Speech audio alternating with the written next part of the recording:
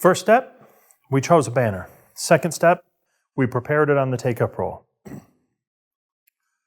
I did not name this thing when I loaded the media. I just simply loaded the media.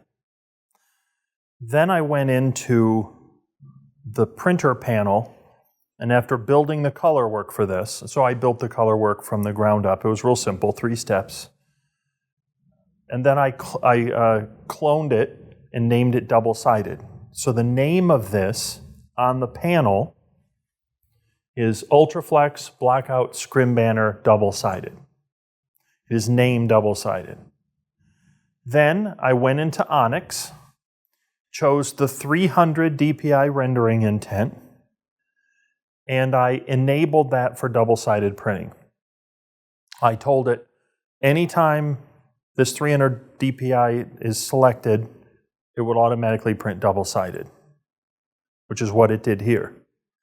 I sent the print. In this case, I'm doing 12 by 18, butted right up against each other, no bleed lines, no compensation for scaling. I have the temperature set a little low. It shouldn't really deform any. There should be very minimal shrinkage. And then in Onyx, I would normally, what you want to do is you want to set it for print each job individually. And then if you want to send a queue, you do, in this case, I would send, let's say, 10 groups of this same cluster of 16. Now, Onyx will allow you to print double-sided printing doing step and repeat. It will not allow you to nest. It does not allow nesting. It will allow for step and repeat. A warning about step and repeat. If you choose to use step and repeat, keep in mind that you don't want to print too far or too long without re-registering. It needs to have a registration mark over a reasonable distance, let's say 6 feet, 8 feet. The longer you run without a registration mark, the more inaccurate you're going to be at the end of the print. Now, I understand that certain long pole banners, they might even be 6 feet, 8 feet, 10 feet long. What you'll have to do then is account for it in scaling, or give yourself a little bit of extra room on the top for the fold over, which is not uncommon.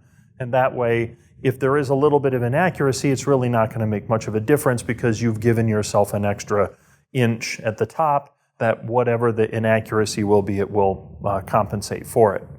In my case, I do not have scaling adjusted for, nor do I have any bleed lines. Everything is pretty much as is. And I send a group over, all queued up in Onyx, and I just have one after another print. When I'm ready to print double-sided, this is side A that I'm printing now. I go into the panel here after I've loaded everything the way I want, and I choose Settings. Never mind. That's correct. Settings.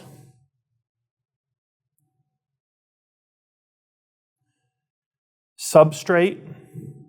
And then here where it says double-sided printing, I turn it on. Now, it is also turned on in the RIP.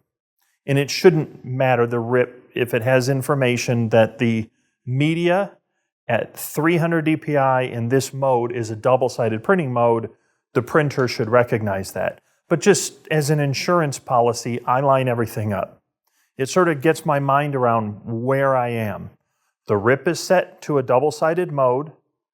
The images in my case are stepped and repeated, but they are not nested. And I am choosing 300 DPI as the mode for double-sided printing. If you want to, some medias, you may find that you need to do 2 different ICC profiles for each side because they're different. If you choose to do that and you don't use one profile for both sides, what I usually do is I build one in 300 DPI for side A, and then side B I do in 600 DPI, and that allows me a very easy way to say print side A at 300, print side B at 600. That way I can do both in the same mode. The other thing nice about that is usually when you adjust, and we'll go over this in a second video, for possible scaling needs, because side A is usually one that shrinks a little bit, not side B. Once you've applied the temperature, side B is stable. Side A is the one that shrinks just a little bit. So usually what I'll do is I'll apply a profile for side A as 300 dpi and apply the scaling. Side B, on the other hand, I run a different color build at 600 dpi and I apply no scaling. And 600 and 300 rendering intent, well, for all practical purposes on a banner, there's no difference from one to the other. You're not going to see it whatsoever, even at 12 by 18 on a textured banner. You'd have to be very small printing on like some kind of photo paper. So 300 dpi is your standard rendering intent resolution. But in this case, I left the 600 on there because it allows me to adjust for scaling.